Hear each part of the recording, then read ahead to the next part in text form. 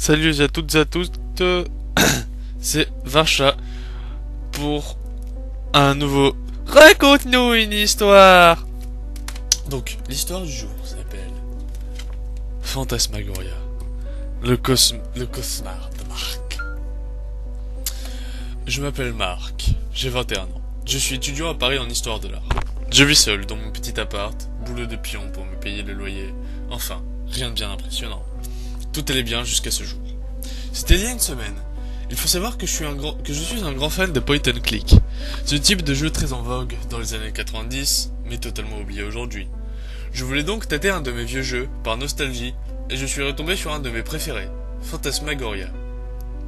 J'avais fait tellement gaffe, que la boîte était quasi neuve. C'est un jeu d'horreur. Quand il est sorti, il était vraiment bien fait pour l'époque. Et les scènes très gore n'étaient pas censurées. Il est à l'origine de cauchemars d'un bon nombre de jeunes joueurs, dont les miens. Évidemment, aujourd'hui, il vous ferait bien rire, mais il en reste pas moins un jeu vraiment spécial. Bref, j'avais décidé de me refaire une petite partie. Le jeu se déroule dans les années 90 dans une vieille maison du début du siècle. Un jeune couple vient d'emménager.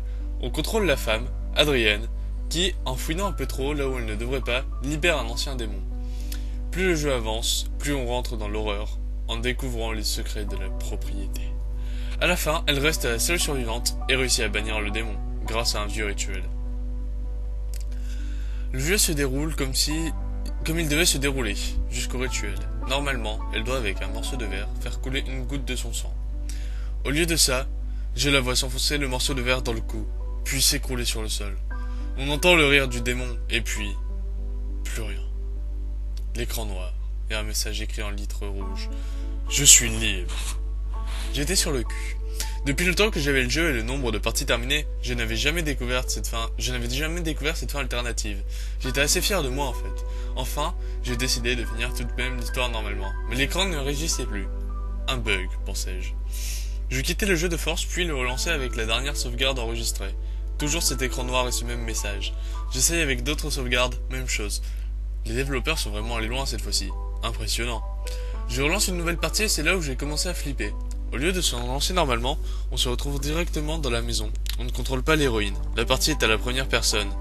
De plus, on peut visiter toutes les pièces de la maison et trouver tous les cadavres de tous les personnages morts au cours du jeu. Là où ils meurent dans l'histoire. Et Adrienne aussi. Je quitte le jeu et lance internet, cherchant une réponse à ce qui vient de se passer. Évidemment, on me rionnait. Personne ne m'apporte une quelconque réponse sérieuse. Et puis je ne me suis pas senti bien, comme une intense envie de vomir. J'ai préféré aller me coucher. Le lendemain, je n'avais pas cours à la fac. Je bossais toute la journée au collège. Il est 16 heures. Je surveille pendant la récréation quand je vois un élève traîner dans les couloirs. Je lui demande de sortir. Il n'avait rien à faire ici.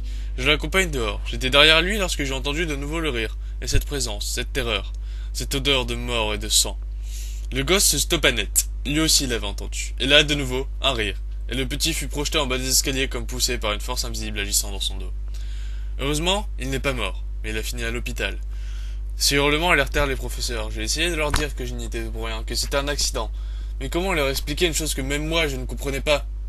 À la fin de la journée, j'étais viré, et on fit passer cela pour un accident. Les choses tournaient vraiment mal, mais que pouvais-je faire? Ma nuit fut agitée, hantée par ce rire. Après un lever difficile, je m'habillai et je vais à la fac. En plein milieu de la journée, je fus pris d'un violent mal de tête. Il fallait me rafraîchir le visage.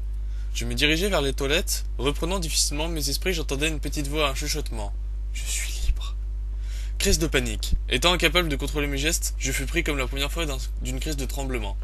Juste ton imagination. Calme-toi, merde! Je ne devais pas rester une minute de plus ici, seul. Il me fallait retourner en cours de toute manière.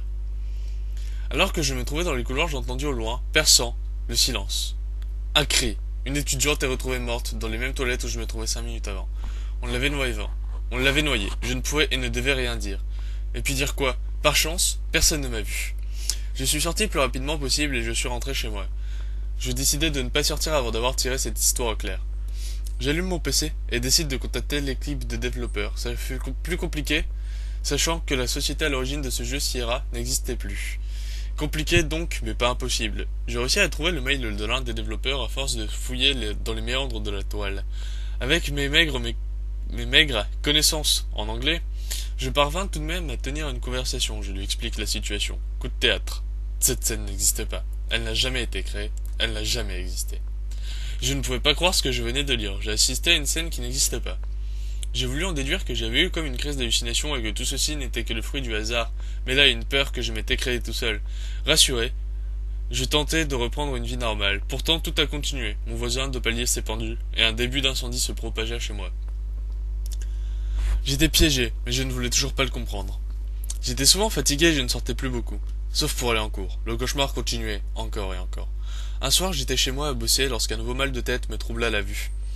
Je fermai les yeux un moment et lorsque je les réouvris sur le papier peint de ma chambre, des lettres rouges, sang, étaient apparues. Je suis libre. Je poussai un hurlement et m'écroula sur le sol. Lorsqu'on frappa à ma porte, je ne voulais pas ouvrir, pensant que c'était encore mon imagination. Mais une voix se fit entendre. « Vous allez bien ?» Ce fut une véritable bénédiction. Je me précipita sur la porte, l'ouvris et reconnus l'un de mes voisins. Mes cris l'avaient alerté. En larmes, je me jetai dans ses bras, j'avais totalement perdu les pédales. Je le tirai à l'intérieur pour lui montrer le message, mais rien.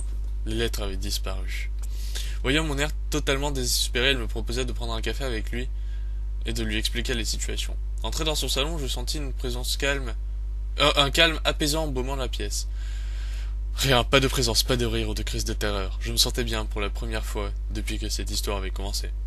Nous avions discuté longtemps, il m'a raconté sa vie, j'ai raconté la mienne, j'avais totalement oublié ces derniers jours. Et puis vint l'heure de se quitter. Il me proposait son aide et me dit qu'on irait voir ensemble la police le lendemain. J'ai accepté sans hésiter. Je sentais bien qu'il ne me croyait pas et je ne pouvais pas lui en vouloir, mais j'avais trouvé un ami.